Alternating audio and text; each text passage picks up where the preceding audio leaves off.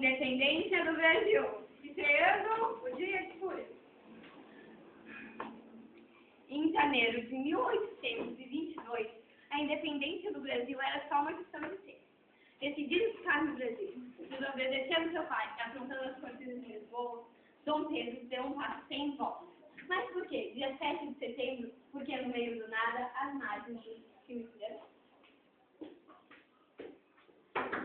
Dom Pedro chegava a São Paulo quando recebeu correspondência de Lisboa.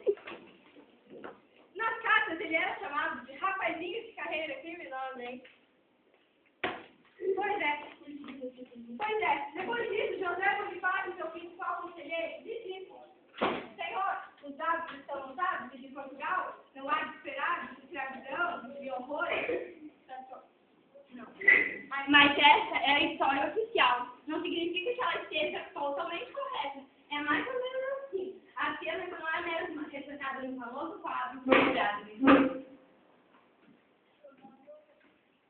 Sua tese do Dia de Fúria ganhou um pouco mais de distância, porque 8 dias antes ele se apaixonou. Mas ainda não me conheci. Pois é. Agora só um pouquinho de tempo. Chamar o Pedro.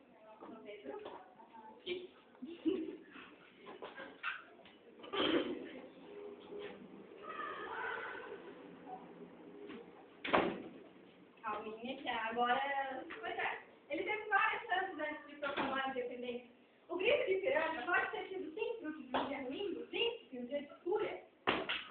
Pois é. Nesse dia, Dom Pedro tinha muitos motivos para estar à beira de um ataque de nervos. Começando entre São Paulo e Rio de Janeiro. Pois, nesse dia, a trilha era a Via Dutra. Ela era percorrida já pelos indígenas na época da pré-história. Eram 607 quilômetros. De puro lama e barro. Agora são 405 quilômetros. Em São Paulo estava vendo uma espécie de conspiração contra ele. Então, Dom Pedro foi até do Rio até São Paulo estabelecer a ordem naquele momento. E estava nas alturas de Jacareí e atravessou o rio. Estava muito frio naquele dia e estava todo encharcado. Olhou um cara mais ou menos de seu tamanho e disse: Tira as calças para mim usar, por favor. Tudo bem, né? Viagem estressa mesmo. Mas só isso não sustenta a nossa tese do Dia de Fúria.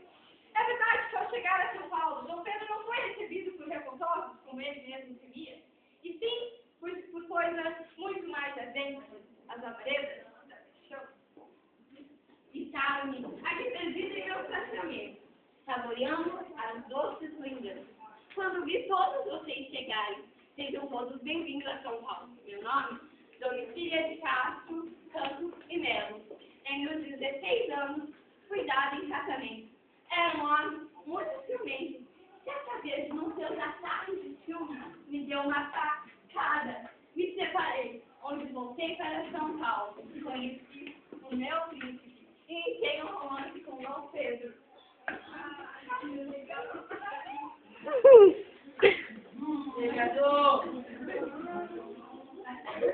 Mas eu mordi esse filme. Vi as luzes do castelo do até altas obras da cena. Você acha que a paixão pode ter inspirado na calça de Dom Pedro? Sim, eu acho que houve uma paixão, uma certa paixão, muito mais que político, para que ele fizesse o que ele fez. Uma alma de pura paixão, de alegria, de felicidade e tudo mais. O que Dom Pedro nunca muito bom? Nós vivemos, no caso, uma programação do Brasil. Daí eu me apaixonei pela Domitila, não sei dizer lá, não. Eu me apaixonei pela Domitila e se casou um separamento entre eu e a Dona Leopoldina. Pois é, na Tardinha de Souza, diz assim: vinha o nosso futuro imperador, uma vila pouco frequentada de Santos, quando avistou uma morena de grande beleza e movimento rápido de quem não queria perder a caça, beijou no rosto e não tardou revide, respondeu a rapariga com bofetada, desconhecida e escapuliu. E daí, o Lucas, que era o imperador, Dom Pedro, tentou comprá-la e, bem no fim, o dono disse que era uma mucama de estimação e acabou por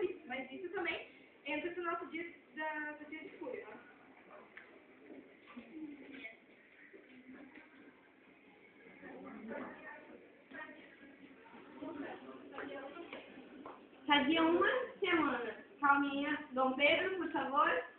Fazia uma semana eu conheci a dona Domitila, a Marquesa dos Santos. Com tapa da dona Leopoldina, me separei dela e conheci meu grande amor.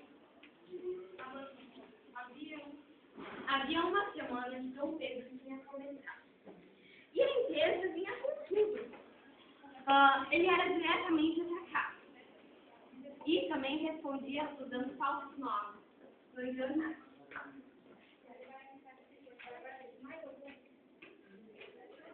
Mais algum argumento? Comida beira de prato. E a qualidade da água Horrível. A salada está com doente, tudo. Todo mundo está doente. porque ela mais alguma coisa?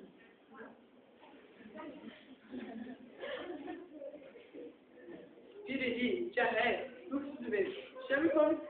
Nós vamos chamar na época fluxo de vento. Chame como quiser. Antecipado por via torrencial, desarranjo intestinal, texto comitê do pico separado as margens do riacho de Piranga. O que não estava nada plácido naquela tarde de 7 de setembro de 1822 era o estômago do príncipe. Viagem louca, cidade toda, indigestão, passando mal, muitas foram as causas que eu tive. Pois é, quase isso.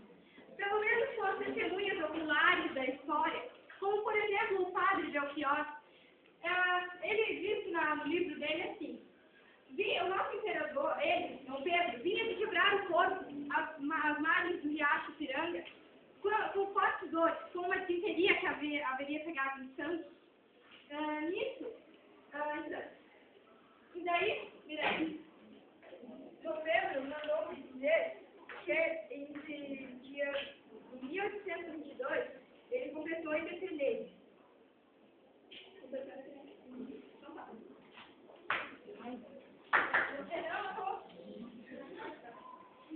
Isso não é todo ruim, não podemos ficar só com uma versão da história, eles são cristalizadas. Como dizem os melhores historiadores do mundo, a história se faz e se refaz. Os melhores historiadores disseram que a história está se fazendo toda hora. Então, vamos a ler a história? Entender que a história é feita de gente de carne e osso.